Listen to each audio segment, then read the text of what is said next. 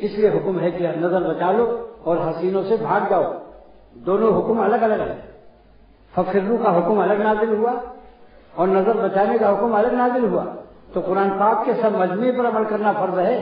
یہ نہیں نظر بچا لیا اور تیزی کے پاس بیٹھے ہوئی لپٹے ہوئی.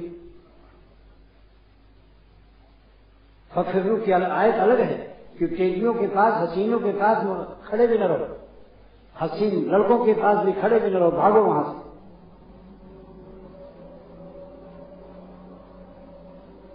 ورنہ حسینوں کے سامنے انسان جو ہے گول ٹوپی کے باوجود اور داڑھی کے باوجود کیسے گفتگو کرتا ہے. اول تو ملاقات میں یہ تبسم بشفتیہ ہے, اس کے ہونٹوں میں تبسم آ جاتا ہے. علامت نمبر 1.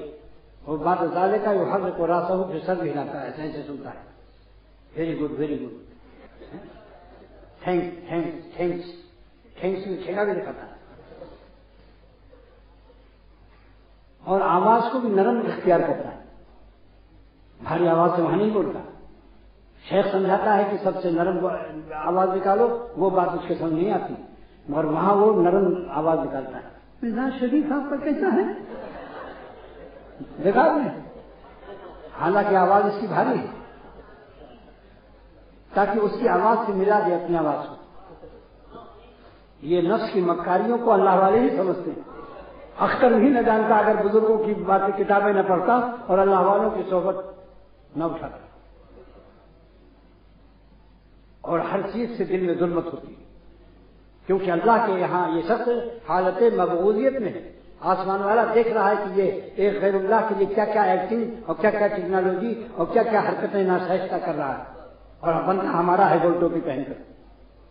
مگر اس وقت اس ظالم کو خدا یاد بھی نہیں آ رہا, اس کے نمک حرام کی تکلیف کی وجہ سے.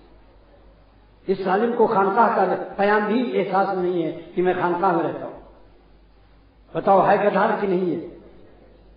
اللہ کے نام پر آج اپیل کرتا ہوں کہ آپ لوگ جتنا مسجد میں شریک ہو اتنے ہی مارکیٹوں میں بھی شریک رہو. جہاں بھی رہو اللہ والے بن کے رہو. کسی وقت بھی آپ کے دل کا قبلہ 90 ڈگری سے کم نہ ہو.